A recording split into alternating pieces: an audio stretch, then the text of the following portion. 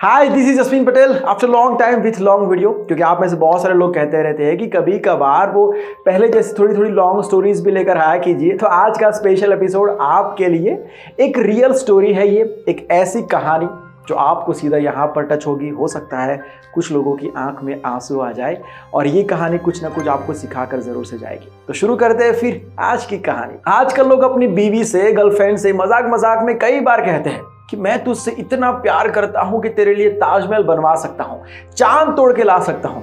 लेकिन कुछ लोग ऐसा मजाक नहीं करते। कुछ साल पहले की बात है, यूपी के फैजल हसन कादरी जो पोस्टमैन थे, उनकी छोटी सी प्यारी सी दुनिया थी, बीवी थी, सब कुछ ठीक ठाक चल रहा था। लेकिन उनकी बीवी को कैंसर था। डॉक्टर को दिखा गया तो उन्होंने कहा कि बच्चा दानी निकालनी पड़ेगी। ये सुन के मियाँ बीवी के ऊपर क्या गुजरी होगी इसका सिर्फ अंदाजा लगाओ, क्योंकि तब तक इन लोगों को कोई बच्चा नहीं था। कादरी साहब ने डॉक्टर को कहा कि आपको जो ठीक लगे वो करिए, क्योंकि वो अपनी बीवी से बहुत बहुत ज्यादा प्यार करते थे। अब ये तो तय हो गया था कि इन लोगों को कोई औलाद नहीं होगी। इस बात का बोझ औरतों के ऊपर बहुत ज्यादा होता है, मर्दों से कई गुना ज्यादा। भाई साहब को सबने कहना शुरू कर दिया कि आपको दूसरी शादी कर लेनी चाहिए बच्चों के लिए, लेकिन उन्होंने मना कर दिया। ऐसे लोग, ऐसे किस्से, ऐसे हालात फिल्मों के अंदर ही देखने को मिलते हैं आजकल। खैर, एक दिन उनकी बीवी ने उनसे कहा कि हमारे तो बच्चे भी नहीं है जी, हमारे जाने के बाद रस्में तो छोड़ो लेकिन हमको कोई याद करने वाला भी नहीं होगा। कादरी जी ने उनसे कहा कि ऐसे कैसे कोई याद नहीं करेगा। उन्होंने खिड़की से बाहर देखते हुए अपनी बीवी से कहा कि अगर मेरे रहते हुए तुम्हें कुछ हो गया तो मैं वादा करता हूं कि यहां पर बीचों बीच तुम्हारा एक ऐसा मकबरा बनाऊंगा कि दुनिया याद रखेगी। वक्त बीतता गया लेकिन कैंसर ने उनकी बीवी का पीछा नहीं छोड़ा। उनको गले का कैंसर हो गया और बोलना हमेशा के लिए बंद हो गया।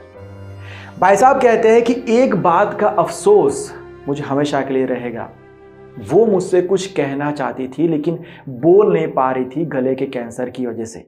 उसने इशारों से मुझे समझाने की बहुत ज्यादा कोशिश की, लेकिन मैं समझ ही नहीं पाया। तो ये सवाल, ये अफसोस हमेशा मेरे मन में रहेगा कि आखिरकार वो मुझसे क्या कहना चाहती थी। बीवी के जाने के बाद जैसे उनसे वादा किया था कि एक ऐसा मकबरा बनाएंगे कि दुनिया याद रखेगी, दूसरा ताजमहल बनवाने का काम शुरू कर दिया। उसके अंदर अपनी बीवी के कब्र के पास में अपने लिए खाली जगह छोड़ दी, क्योंकि वो चाहते थे कि उनके जाने के बाद उनको भी यहाँ पर उनकी बीवी के पास में दफन किया जाए, क्योंकि वो अपनी बीवी से कहीं पर भी अलग नहीं रह सकते। उनकी लाइफ में फाइनेंशियल क्राइसिस बहुत ज्यादा थे। पेंशन से जो पैसे बचते थे, 81 ईयर्स की उनकी एज थी।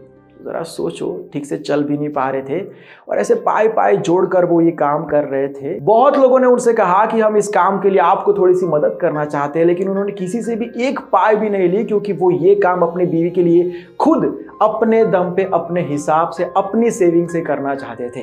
पेंशन में से जो पैसे बचते थे उससे ये काम चलता था। ये बात घूमते घूमते यूपी के सीएम तक पहुंच गए। 2015 के अंदर यूपी के सीएम ने भी उनको ऑफर कर दिया कि हम आपकी मदद करते हैं इस काम के लिए।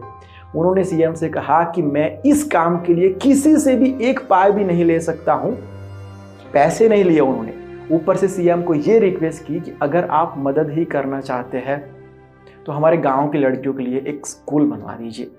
और उस स्कूल के लिए उन्होंने अपनी जमीन गवर्नमेंट को डोनेट कर दी। एक तरफ स्कूल बनने का काम शुरू हो गया और दूसरी तरफ ये भाई साहब अपने पेंशन के पैसे जोड़ जोड़ कर, बचा बचा कर उस ताजमहल के लिए काम करवा रहे थे। स्कूल बन के तैयार हो गई, लड़कियां उसमें पढ़ने लगी। लेकिन एक रोड एक्सीडेंट के अंदर फैजल हसन कादरी जी की डेथ हुई। वो जीते जी पूरे बने हुए ताजमहल को नहीं देख पाए।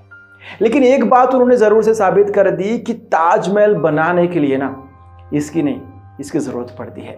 इससे बनाना तो हर किसी के बस में होता ही है, लेकिन इससे ऐसे ताजमहल बनाने वाले लोग आज के ज़माने में बहुत कम होते हैं। ओके देन, अगर वीडियो पसंद आया है तो लाइक और शेयर जरूर से करना। अगर आप इस चैनल पर नए आए हो तो सब्सक्राइब करके बेल आइकन को प्रेस कर दीजिए। मिलता हूं बहुत जल्द एक नए वीडियो के साथ, एक नए सब्जेक्ट के साथ। बाय, टेक केयर एंड जय हिंद।